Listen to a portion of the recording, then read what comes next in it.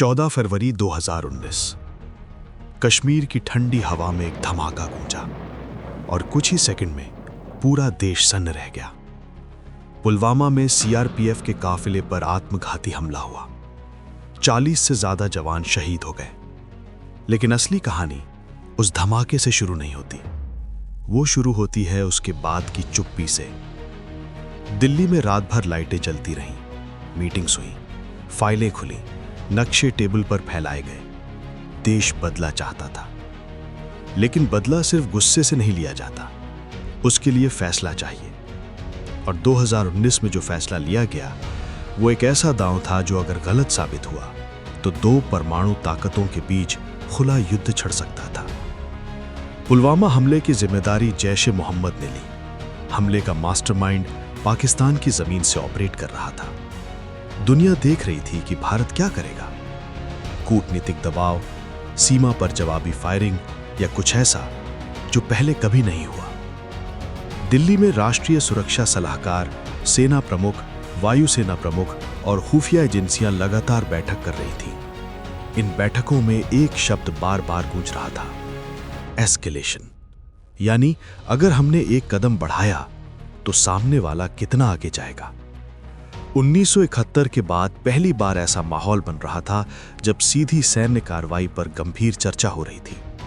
लेकिन इस बार दांव और पड़ा था। दोनों देश परमाणु शक्ति संपन्न थे। खुफिया रिपोर्ट्स आ रही थी, सैटेलाइट इमेजेस टेबल पर थी। जैश का एक बड़ा ट्रेनिंग कैंप बालाकोट, पाकिस्तान के खैबर पख्तूनख्वा इलाके में, नियंत्रण रेखा से काफी अंदर। अगर भारत सिर्फ एलओसी के पास जवाब देता तो ये रूटीन प्रतिक्रिया कहलाती। लेकिन अगर भारत पाकिस्तान के अंदर जाकर हमला करता तो ये खेल बदल जाता।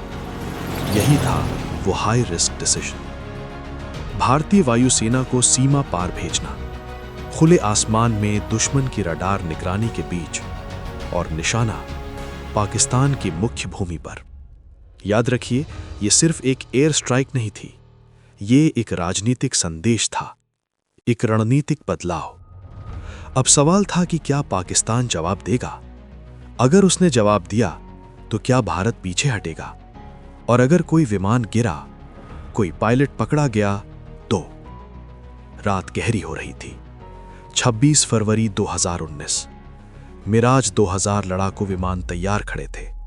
पायलट्स को अंतिम ब्रीफिंग दी गई। उनके सामने 2 रास्ते थे, या तो मिशन सफल करके लौटना या इतिहास का हिस्सा बन जाना। ऑपरेशन को बेहद गोपनीय रखा गया। रडार से बचने के लिए फ्लाइट पाथ बदला गया। Airborne warning and control system तैनात किया गया। सुखोई 30 और अन्य विमान बैकअप में थे। और फिर रात के करीब 3:30 बजे भारतीय विमानों ने नियंत्रण रेखा पार की। ये पल सिर्फ सैन्य कार्रवाई नहीं था, ये वो रेखा थी जिसे पार करने का मतलब था हम अब पारंपरिक नियमों से नहीं खेलेंगे।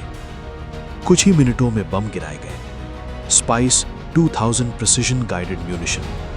टारगेट बालाकोट का ट्रेनिंग कैंप, पाकिस्तान के खैबर पख्तूनख्वा इलाके में, नियंत्रण रेखा से काफी अंदर। भारत ने दावा किया कि बड़ी संख्या में आतंकवादी मारे गए। पाकिस्तान ने कहा कोई नुकसान नहीं हुआ। लेकिन असली कहानी बमों के गिरने के बाद शुरू हुई। अगली सुबह पाकिस्तान ने जवाबी कार्रवाई की कोशिश की। 27 फरवरी, हवाई लड़ाई, डॉग फाइट। इस दौरान विंग कमांडर अभिनंदन वर्धमान का MiG-21 गिर गया। वे पाकिस्तान की जमीन पर उतरे और पकड़े गए। अब स्थिति और खतरनाक हो गई थी। एक भारतीय पायलट दुश्मन के कब्जे में। सोशल मीडिया पर वीडियो, पूरे देश में बेचैनी। दिल्ली में फिर बैठकें हुई। क्या अगला कदम होगा? क्या भारत और बड़ा हमला करेगा? क्या पाकिस्तान पायलट को ढाल बनाकर अंतर्राष्ट्रीय दबाव बढ़ाएगा? यही वो क्षण था जहां हाई रिस्क डिसीजन की असली कीमत सामने आई। अगर पाकिस्तान ने पायलट को रिहा नहीं किया होता, अगर सीमा पर गोलाबारी और बढ़ती, अगर किसी एक गलत मिसाइल ने सैन्य ठिकाने की बजाय शहर को निशाना बना लिया होता, तो 2 परमाणु हथियार संपन्न देश आमने सामने थे।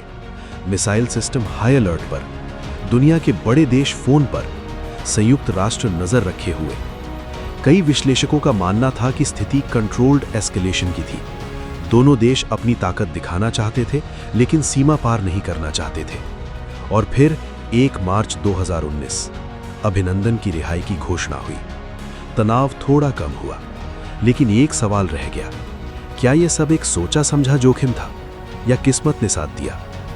बालाकोट एयर स्ट्राइक ने एक नया सिद्धांत स्थापित किया कि भारत आतंकवादी हमले के जवाब में सीमा पार भी कार्रवाई कर सकता है। लेकिन इस सिद्धांत के पीछे जो रात थी, जो फैसला था, जो खतरा था, वो इतिहास की सबसे खतरनाक बाजियों में से एक थी। क्योंकि युद्ध सिर्फ बंदूकों से नहीं लड़ा जाता, युद्ध फैसलों से शुरू होता है। और 2019 में लिया गया वो फैसला दुनिया को ये याद दिला गया कि कभी-कभी शांति बचाने के लिए भी युद्ध की दहलीज तक जाना पड़ता है। ऐसी वीडियो देखने के लिए मेरे चैनल को सब्सक्राइब करें और हाँ, वीडियो अच्छी लगी तो अपने दोस्तों को शेयर करें और साथ ही साथ वीडियो को लाइक करना ना भूलें। आपकी एक लाइक से हमारा मनोबल और बढ़ जाता है। तो मिलते हैं अगली वीडियो में, तब तक के लिए जय हिंद।